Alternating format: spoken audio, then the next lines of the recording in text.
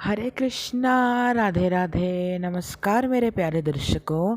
आज सान पूजा के YouTube परिवार में हम आपका हार्दिक स्वागत करते हैं। तो दोस्तों, आज की इस वीडियो में हम कथाक्रम को आगे बढ़ाते हुए भगवान विष्णु के 5वें से लेकर 10वें अवतार तक की कथा सुनाएंगे। तो आशा करते हैं कथाओं को ध्यान से सुनकर अपनी इच्छाओं को पूर्ण करेंगे और वीडियो को अंत तक देखेंगे और चैनल को सब्सक्राइब कर लेंगे। तो चलिए कथाक्रम को आगे बढ़ाते हैं। तो भगवान विष्णु का जो 5वां महाअवतार माना जाता है वो है कपिल मुनि का। तो चलिए अब हम कपिल मुनि की कथा सुनते हैं। तो मित्रों, महर्षि कपिल मुनि के पिता का नाम कर्दम मुनि था और माता का नाम देवहूति था। कहा जाता है शरशैया पे पड़े भीष्म पितामह जब अपने प्राणों का त्याग कर रहे थे, उस समय वेदज्ञों के ऋषियों के समूह में महर्षि वेदव्यास जी, अन्य ऋषि और कपिल मुनि भी थे, ऐसा महाभारत में उल्लेखित है। श्रीमद् भागवत महापुराण के 8वें स्कंद के अनुसार कपिल मुनि के श्राप के कारण ही राजा सगर के 60,000 पुत्र जलकर भस्म हो गए थे। माना जाता है कि भगवान कपिल मुनि सांख्य दर्शन के प्रवक्ता माने जाते हैं। अब ये सांख्य दर्शन क्या है, इस पर अगर आप चाहें तो कमेंट बॉक्स में लिख दीजिएगा, हम उसके ऊपर एक विस्तार पूर्ण वीडियो बना देंगे आपके लिए। तो भगवान कपिल मुनि सांख्य दर्शन के प्रवक्ता माने जाते थे। साथ ही साथ कपिल मुनि भागवत धर्म के 12 महर्षियों में से भी एक माना जाते हैं। बोलो कपिल मुनि भगवान की जय। तो अभी तो हमने भगवान विष्णु के 5वें महाअवतार कपिल मुनि की कथा सुनी थी। अब हम भगवान विष्णु के 6वें महाअवतार भगवान दत्तात्रेय के बारे में जानेंगे। जी हाँ दर्शकों, श्रीमद् भागवत महापुराण के अनुसार भगवान विष्णु का 6वां महाअवतार भगवान दत्तात्रेय का माना जाता है। तो चलिए, इनकी कथा थोड़ी सी लंबी है तो ध्यान से सुनिएगा। तो हम कथाक्रम को आगे बढ़ाते हैं। तो श्रीमद् भागवत महापुराण के अनुसार एक बार महालक्ष्मी, महासरस्वती और गौरी मैया यानी पार्वती मैया को अपने पातिव्रत्य पर बहुत ही घमंड हो गया था। यानी वे अपने पति की सारी बातें मानते हैं, उनकी आज्ञा का पालन करते हैं और उनके पति उनसे बेहद प्रेम करते हैं। इस बात पे तीनों देवियों को बेहद अहंकार आ गया था। तो इन देवियों का घमंड तोड़ने के लिए भगवान ने एक बहुत ही उत्तम लीला रची। लीला ये थी कि लीला अनुसार एक बार भगवान नारद मुनि जी तीनों देवियों के लोकों में भ्रमण करते हुए तीनों देवियों से बारी बारी कहा कि महर्षि अत्रि मुनि की पत्नी सती अनुसुईया के सतीत्व के आगे आपकी पवित्रता कुछ भी नहीं है। तो ये बात सुनते ही तीनों देवियों ने अपने स्वामी से कहा कि हे स्वामी, आप इस सती अनुसुईया की सतीत्व की परीक्षा लीजिए। तब भगवान शिव शंकर शंभू जी महाराज, श्री ब्रह्मा जी महाराज और श्रीमन नारायण हरि जी महाराज यानी ब्रह्मा विष्णु महेश एक ब्राह्मण का वेश धारण करके अत्रि मुनि के पास गए। परंतु उन्होंने देखा कि आश्रम में सती अनुसुईया के अलावा और कोई नहीं था। तो वे भिक्षा मांगने सती अनुसुईया के पास चले गए। जब सती अनुसुईया भिक्षा लेकर आए तो उन्होंने रोक के कहा कि अगर आपको हमें भिक्षा देनी है तो आपको पूर्ण रूप से निर्वस्त्र होकर हमें भिक्षा देनी होगी। पहले तो सती अनुसुईया यह सुनकर बेहद ही हैरान हो गई, परंतु ब्राह्मणों का अपमान ना हो इसलिए उन्होंने अपने पति का स्मरण करते हुए कहा, हे भगवान, हे त्रिदेवो, अगर मेरी सतीत्व एकदम पवित्र है तो फिर निर्वस्त्र होकर जब मैं इन्हें भिक्षा दूं तो उसी समय ये 6 महीने के बालक बन जाएं। ऐसा बोलते ही त्रिदेव 6 मास के शिशु बनकर रोने लगे। तब सती अनुसुईया पूर्ण रूप से निर्वस्त्र होकर माता के रूप में शिशु के पास गई और उनके देखभाल में लग गई। जब तीनों देवता अपने अपने लोकों पे नहीं आए तो त्रिदेवियों को बेहद चिंता होने लगी, वे व्याकुल हो उठी। तब नारद मुनि ने आकर सब बातें कथाक्रम अनुसार बता दी। तब तीनों देवियाँ सती अनुसुईया के पास आईं और क्षमा मांगने लगी कि हे सती अनुसुईया, हमने तुम्हारे सतीत्व पे प्रश्न चिन्ह उठाया था, इसलिए हमने तुम्हारी परीक्षा लेने के लिए अपने स्वामियों को भेजा, परंतु अब वे 6 मास के शिशु बन चुके हैं, कृपया करके हमें उन्हें लौटा दीजिए। तब देवी अनुसैया ने त्रिदेवों को अपने पूर्ण रूप में कर दिया। तब तीनों त्रिदेव ब्रह्मा विष्णु महेश ने खुश होकर सती अनुसुईया को यह वरदान दिया कि आज से ठीक 1 वर्ष बाद हम तुम्हारे गर्भ से अपने अंश द्वारा जन्म लेंगे, यानी अवतार धारण करेंगे। तो वरदान फलीभूत हुआ और ठीक 1 वर्ष बाद तीनों देवताओं ने सती अनुसुईया के गर्भ से अवतार धारण किया। ब्रह्मा के अंश से चंद्रमा का जन्म हुआ, शिव के अंश से क्रोधी श्री दुर्वासा ऋषि ने अवतार धारण किया और विष्णु जी के अंश से भगवान दत्तात्रेय का जन्म हुआ। कहा जाता है कि ब्रह्मादेव और भगवान शिव ने अवतार धारण कर लिया था, परंतु विष्णु भगवान गर्भ में ही थे। तब देवियों के कहने पर भगवान विष्णु जी के अवतार दत्तात्रेय ने अवतार धारण किया। अवतार धारण करते समय देखा गया कि उनके 3 मुख थे। बायां मुख ब्रह्मा का था, दायां मुख शिव का था और बीच वाला मुख विष्णु का था। तो इस प्रकार से भगवान दत्तात्रेय ने अवतार धारण किया। बोले दत्तात्रेय भगवान की जय। अब हम भगवान विष्णु के 7वें महाअवतार भगवान यज्ञ की कथा सुनाने वाले हैं, तो उसे ध्यान से सुनेगा। तो श्रीमद् भागवत महापुराण के अनुसार भगवान विष्णु के 7वें महाअवतार श्री यज्ञ का जन्म स्वयंभू मनवंतर में हुआ था। स्वयंभू मनु की पत्नी शतरूपा के गर्भ से आकृति का जन्म हुआ। तो आकृति का विवाह रुचि प्रजापति के नामक व्यक्ति से विवाह संपन्न हुआ।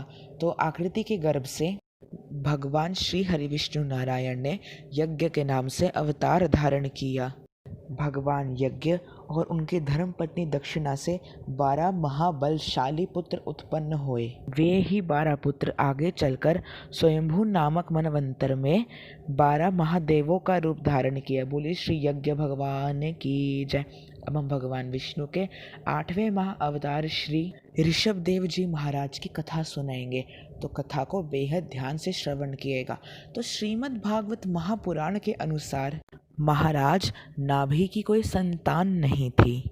इसी कारण उन्होंने अपनी धर्मपत्नी मेरु देवी के साथ एक बहुत ही बड़े एवं विशाल यज्ञ का आयोजन किया। यज्ञ से प्रसन्न होकर भगवान विष्णु ने स्वयं प्रकट होकर उन्हें दर्शन प्रदान किए और महाराज को यह वरदान दिया कि वे उनके पुत्र के रूप में अवतार धारण करेंगे। वरदान स्वरूप कुछ समय पश्चात महाराज नाभि की पत्नी मेरु देवी के गर्भ से भगवान विष्णु ने अवतार धारण किया। पुत्र अत्यंत ही सुंदर सुगठित शरीर के साथ तेल, कीर्ति, बल, धन, धान्य, ऐश्वर्य, यश, पराक्रम, शूरवीरता आदि बहुत सारे गुणों के साथ जन्म लिया था। इसलिए महाराज नाभि ने अपने पुत्र का नाम ऋषभदेव रखा। बोले ऋषभदेव महाराज की जय। अब हम भगवान विष्णु के 9वें महाअवतार महाराज पृथु की कथा सुनाने वाले हैं। तो कथा को ध्यान से सुनेगा। तो मित्रों, श्रीमद् भागवत महापुराण के अनुसार स्वयंभू मनवंतर में अर्थात इस पृथ्वी के पहले मनुष्य जिन्हें कहे स्वयंभू मनु जी के वंश में अंग नामक प्रजापति का विवाह मृत्यु की मानसिक पुत्री सुनीता के साथ हुआ। उनके यहाँ वेन नामक पुत्र उत्पन्न हुआ।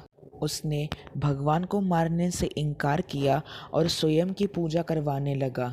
तब महर्षियों ने मंत्रपूत कुश की घासों से उस अत्यंत दुराचारी राजा का वध कर डाला। तब ऋषियों ने मिलकर पुत्रहीन राजा वेन की भुजाओं का मंथन करके एक पुत्र को जन्म दिया, जिसका नाम पृथु रखा गया।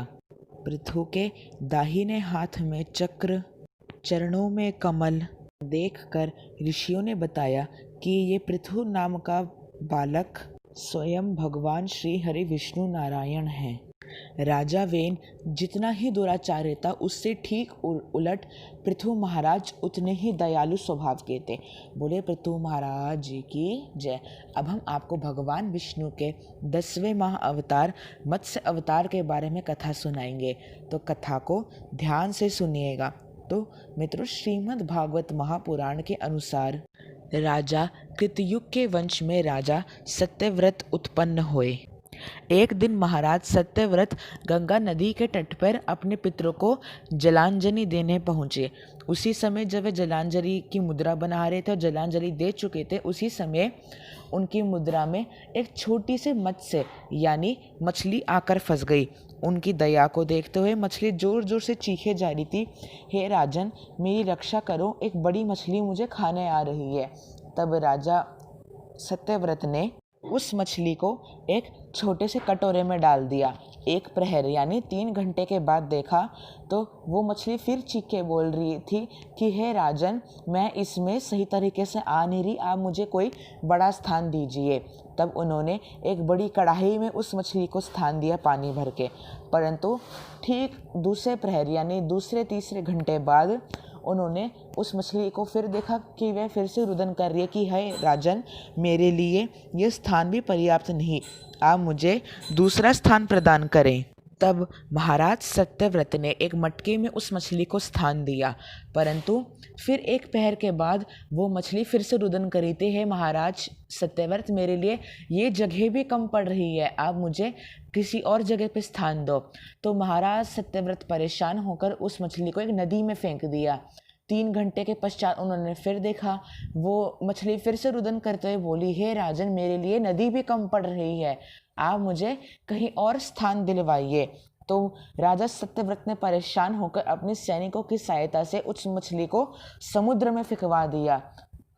3 घंटे पश्चात वो मछली फिर रुदन कर रही थी, हे महाराज सत्यव्रत, मेरे लिए ये जगह भी कम पड़ रही है, आप मुझे अन्य स्थान प्रदान करें।